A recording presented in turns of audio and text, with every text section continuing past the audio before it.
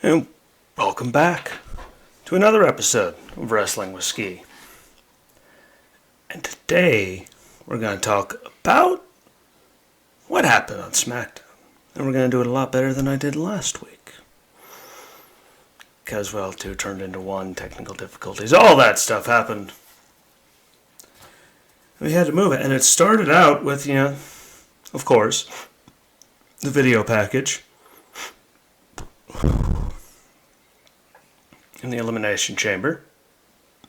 With Daniel, surviving the whole time, making it through, and then still, decently putting up a fight and getting something in against Roman, who came out immediately after that to defend his title. And I don't care what you say about Roman in the past, I like this Roman Reigns. If we're going to get into the Roman thing, I don't know what took him so long. It was kind of like that other guy he's related to. His name is Dwayne. They just kept shoving him down everybody's throat, trying to make him the greatest babyface ever. They kept trying to push it and push it and push it. And, he went away because he got hurt, I believe, and then, boom, comes back and joins the nation.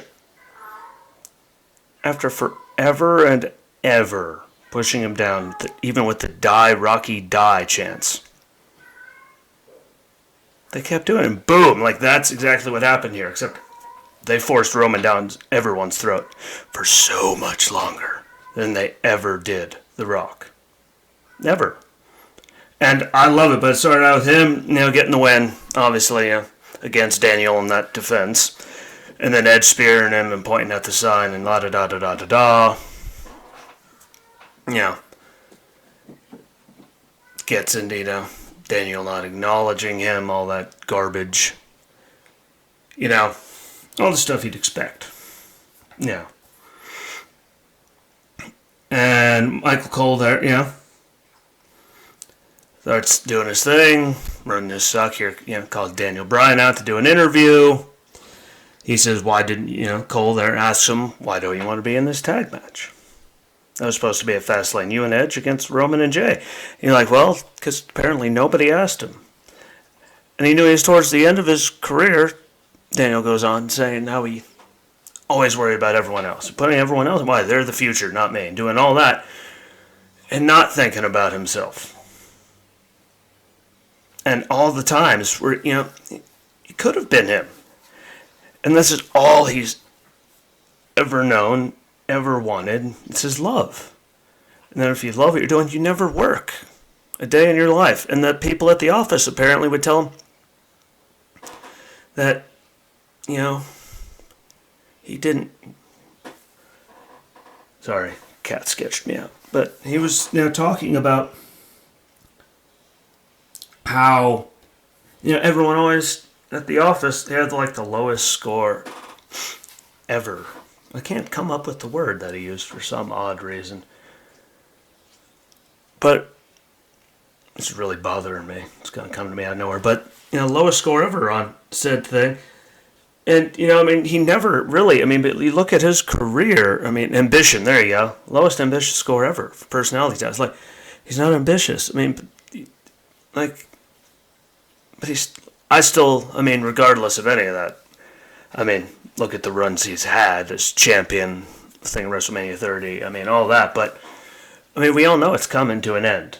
And it might not have been the greatest promo, because, he did slip a few times. But, you're allowed to do that, And if they're letting him come from the heart, which I think that gives you much better promos anyway, it's a good thing, though. You slip, at least you're trying. But he gives that one about how he's not gonna, play second fiddle anymore, really, per se. Which I'm okay with, because I still think he's one of the most talented people on the roster, and he's way more talented than a lot of people that get pushed. And then enter, of course, here comes Roman with the Pulrus and Jay Uso, his cousin, coming out and telling him that, that Daniel doesn't love this. He needs it because it's all he has, and that Roman loves wrestling. And that it's everyone else from Smackdown to Jay to Paul to the referees to everyone needs him. Which, well, it fits into the character again.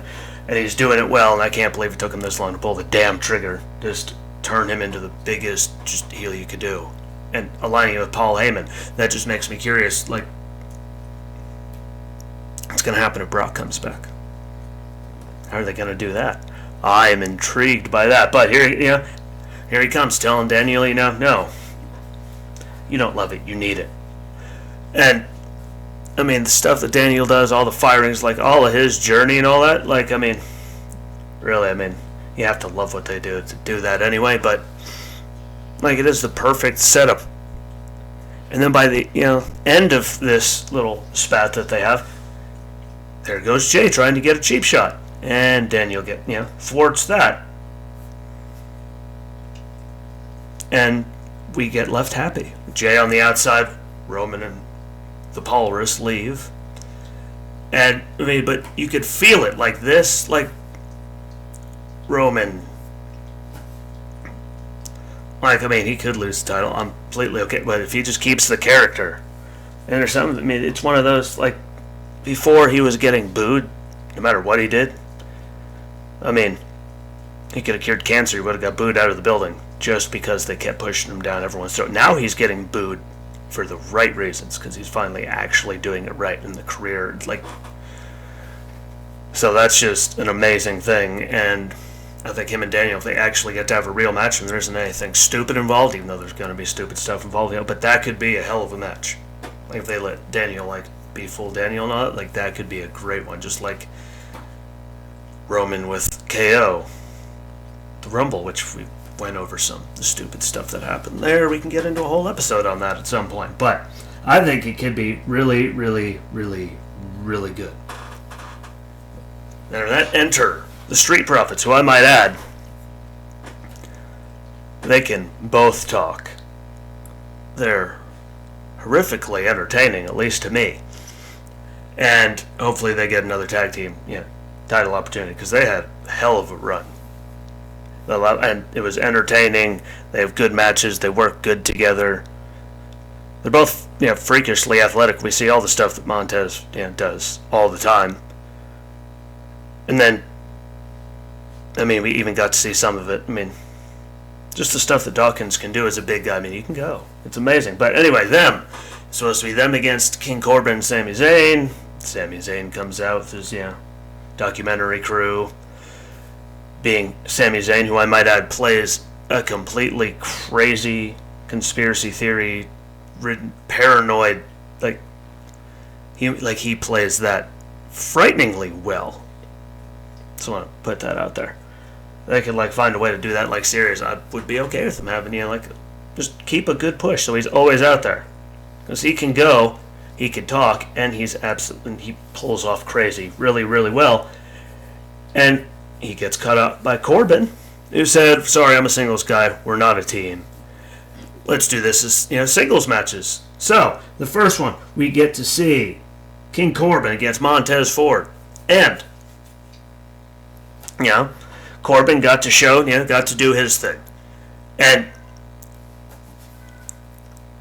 I mean the King of the Ring doing the King thing after, I don't know, a lot of the time it just irritates me. But Corbin can talk, Corbin can go. From where he was years ago, I like this Corbin way more than I like the Lone Wolf or any of that, and especially General Manager Corbin, because I was just I don't know. After we had Stone Cold and Mick Foley and that stuff, I mean, and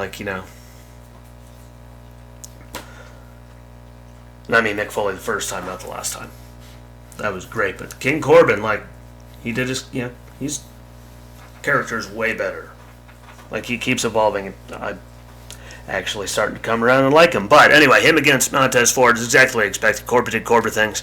Montez Ford, he's just freakish athletically, but Corbin was just pounding him to death. And when finally Montez starts making a comeback, and there's Sammy and his documentary crew, all been there distracting him. Corbin, he turns around, tries to do something. Corbin catches him in today. Is 1, 2, 3, done. Corbin gets a W, and I'm okay with that.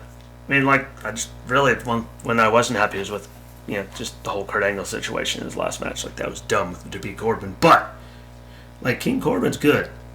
And then, before the second one starts, Sammy jumps up on the apron. He's sitting there dealing with Corbin. Angelo Dawkins runs into him. He goes flying into Corbin. Corbin said, "What are you doing, man?" Sammy's all, "But I helped you, so, like, you have to help me." That whole dumb stuff. But, like, that match was, I mean, Angelo Dawkins jumping around doing all that, hitting that dropkick as high up as he was on Sammy's body was amazing. If you weren't impressed by that, there's something wrong with your eyeballs. That was phenomenal. That was great. Loved every second of it. I could be in the minority with that, but that was great. And Sammy is still Sammy. Sammy can still go. I don't know why. Like, some reason I talk shows about old NXT takeovers. Sami Zayn. Talk about this stuff now. Sami Zayn. I mean, like, across the board, regardless of what you think about him, the man can go. And again, I recommend everyone should go back and watch him against Shinsuke in his last match, NXT. Which was Shinsuke's first, like, that takeover, I believe, Dallas. Like, they beat the hell out of each other. They tore the house down. That was still one of my favorite matches ever. Yeah. I just thought it was perfect, but, I mean, Dawkins was doing all of his, he's freakishly athletic for that, and he's entertaining. And, Sami Zayn doing his thing. And Sammy was he's having his way and getting ready. Like, he was having his way and did some, like, pretty impressive stuff. The way he flung, Dawkins around for as big a guy as Dawkins is. Not saying he's huge, but, I mean, he's a big dude. And Sammy was doing Sammy stuff, and then how did the match end? Because Tez goes over and starts talking to the documentary crew. Sammy gets distracted. Boom, Dawkins rolls him up, gets away. So, it flips around, and Sammy mugs, like, the one cameraman with this thing saying, "I didn't hire him, he just beats the tar out of him. Who paid you all that?" I mean, but it played into him just being crazy paranoid. And when you look at him, he's between the hair, the beard, coming from me. Yeah. I mean, he plays crazy so well. So well. And after that match was over, we got to see something even better. You got to see Mella, and we got to see the stupid sommelier, whatever his dumb name is. I'm sure I have it wrote down somewhere. Reginald, there you go. She fired him, which was long. Y'all saw that one coming for a while now. And Drew, if you actually ever listen to this, you did call it. You were right. I didn't watch Smackdown enough to actually have any idea to put anything. But you said it came out of your mouth about her firing him and him trying to be with, smitten with Sasha weeks ago. So if you ever watch this, text me and let me know. Better say thank you. You called it before I got a chance to. But she fired him. And, I'm okay with that. I don't know. You just always irritated the hell out of me. Could just be me. Or those snooty wine drinkers and sommeliers and all those people in real life, how much money they make, irritates the hell out of me. But that happened. We all knew it was going to lead to something later. But that's to come up here in a few minutes. To that, we got to see Dominic Mysterio with Ray there. And no matter Dominic, I mean, everyone was mad because the first match, at a pay-per-view, we got Seth. I mean, like, just how good he looked then, but he keeps getting better.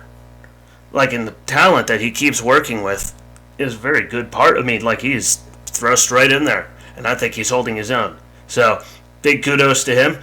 And there's his dad came out with him against Chad Gable with Otis. And no matter, Otis, since, the change, great.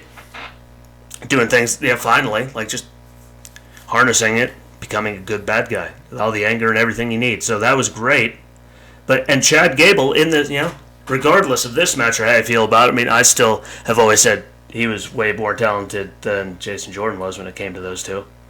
And technically, I mean, he's phenomenal.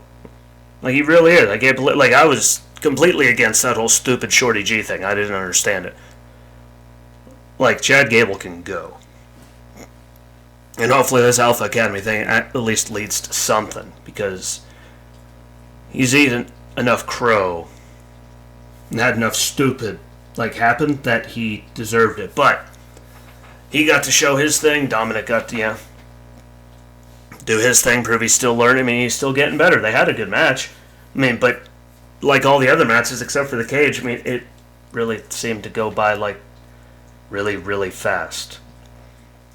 And, Dominic rolls him up and gets the win. As Otis is getting mad, here comes Ray to hit him with the drop kick and then do a senton. They go over the table. He lands and runs.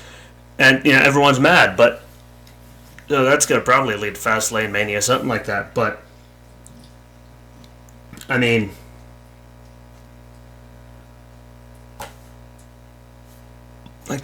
Chad Gable and Dominic, Dominic's looking great, getting better, and Chad Gable finally at least gets to show that he can go and what he's capable of, because I've always, again, said I liked him way better than Jason Jordan, and I think he's way better than Jason Jordan ever could have been, and I don't know why they used Jason Jordan with the whole Kurt Angle thing years ago, because, I mean, another Olympic wrestler in Chad Gable could have played the role of his kid way better than Jason Jordan, but it's too late now. So, let's not cry over it, but it was just such a fast match. I think if they had a little more time, I think that could have been, really something. But that first segment went on forever with Daniel Bryan and him interviewing. I mean, Roman comes out and goes to a commercial break so they can carry it on again. So there was 2 talking segments, to start off the night altogether, which, and SmackDown's only 2 hours long, so there's definitely, you kill 20 minutes with right first, right out the gate. That's a lot of time taken away from what could have been all of these matches that went by in rapid succession. But Dominic gets it. The victory, we go backstage, and there's Seth doing the damn Seth thing, running his suck about Cesaro, and I might add Cesaro did swing him for... They were right. It did seem like forever. And there's Buddy Murphy asking if he could be of assistance and help him. He tells him to get out, go away, out of his sight, yada, yada, yada, the normal. Which, I was hoping that was going to turn into something better, but we all saw how that didn't when that was all said and done. Again, really wish that could have turned into something when he finally did turn on him and all that months and months ago, but, well, here we still are, waiting. Waiting. We'll still be waiting for a while. I have no feeling of nothing will probably ever actually come of it, which is a damn shame. But hopefully they do something good with Murphy. So led us to Shayna again, with Nia against Bianca Belair, Sasha.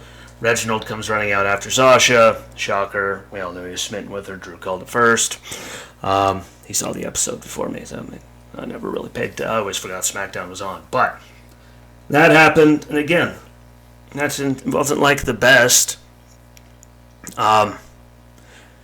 Reginald got flung around like a ping pong ball outside, got shoved into everybody.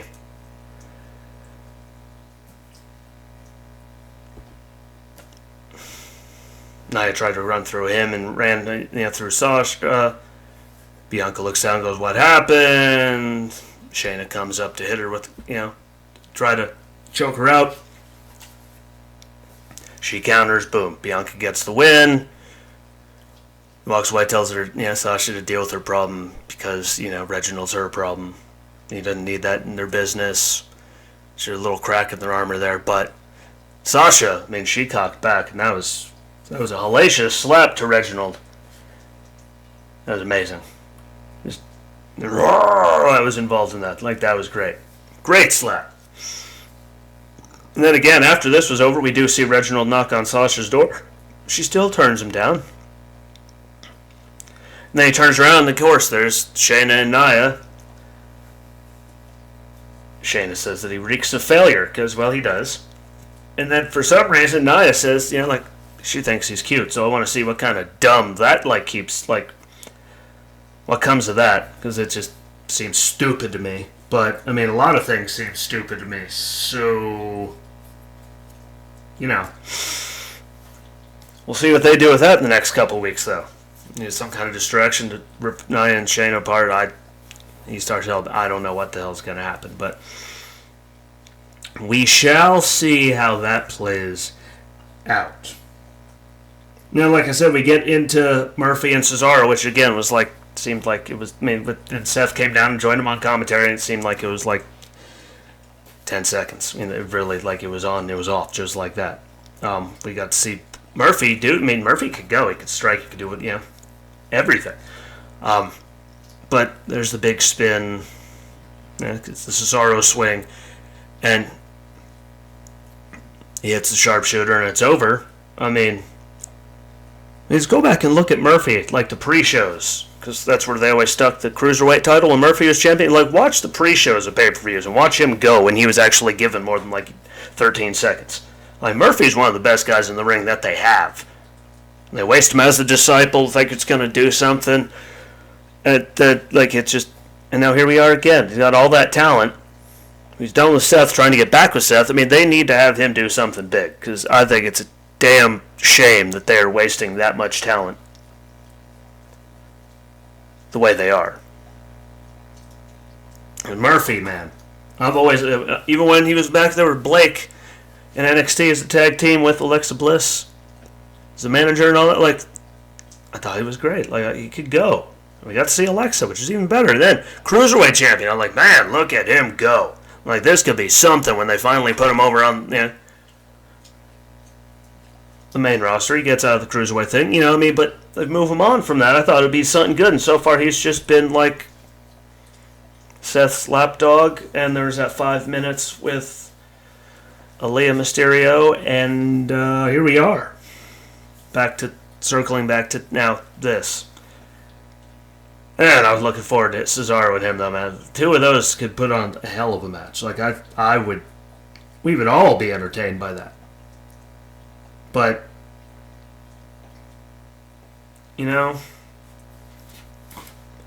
hopefully they do something with him. I've always been a Buddy Murphy guy, and now he's just Murphy. But I hope I hope they do something. Hopefully people listening to this agree.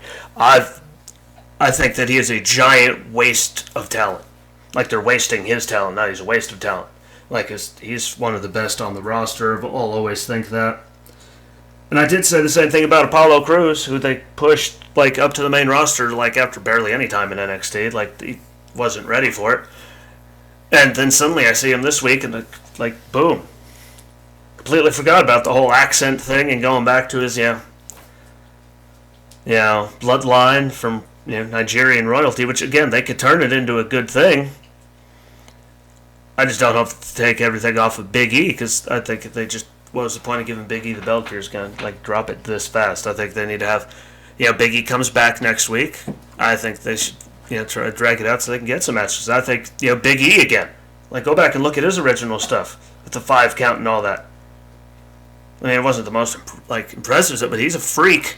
He's a freak of an athlete. Look back, he was with he was Ziggler's enforcer for a while with AJ. I mean, that was good. So go back and watch that. And now look at him. From there to where he is now, I mean, he's just so charismatic. He's so entertaining. All of that. Everything you want. So I hope that they don't just immediately take the title off of him. I mean, if they do, if they drag it out for a couple things to give Apollo a chance. I mean, I think he's so young into this whole turn and all this that I think they should wait a little bit longer before they pull the trigger and give him a title. But, I mean, if they could run it good and finally give him something. I mean, they called him up way too early. He wasn't ready, and no one cared, because barely anyone even knew who he was, even. The gimmick, coming out, I still think it's dumb-ish, having the goons with him in the camouflage utilities, but, it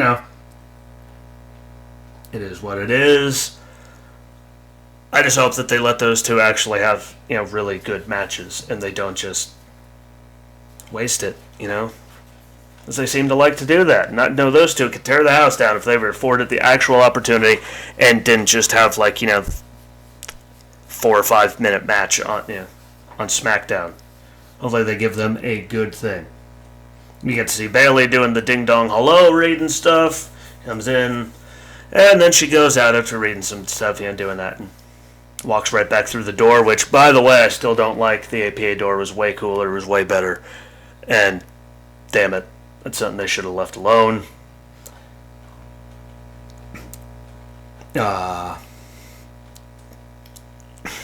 Roman tells Jay that if he loses, he's embarrassing him and the family and letting everyone down in the same blah, blah, blah that you always hear come out of his mouth. Graves is in the ring with the lights flickering, talking up the match with the sound of the cage coming down and the chamber coming down music that they've used for years now. And then we did get to see, we got to see Daniel Bryan attack Jey Uso, one, before the match, after he sidestepped him before. We all knew who was going to win. We did know that, obviously. But, we got to see the normal. Roman came out to watch it. Heyman went and got him a chair off the side of the stage, the ramp right there, so we could sit there and watch. And we saw the normal stuff. Lots of, we got to see Samoa drops off the top ropes, them, fighting over, getting over the top, like the normal stuff. Jay used the cage as a weapon way more than Daniel did. But when the doors got open, we didn't see, the usual, I was sitting there, sorry, ear itching, waiting for, the normal, for what you expect. Daniel trying to go for it. Roman slams the door on his head. Roman goes and gets in there when Daniel gets close to winning. I was waiting on some of that to happen. And I was so happy that they didn't. Could the match have been better? Yes. But, inside a cage, there's only so much you could do. But, I was so surprised that they didn't have Roman get involved at all. We're all waiting for that. It's a cage match. Roman's out there. Heel. Trying to protect his so he doesn't have to face him. Or defend the title fastly. We're all waiting for him to get involved.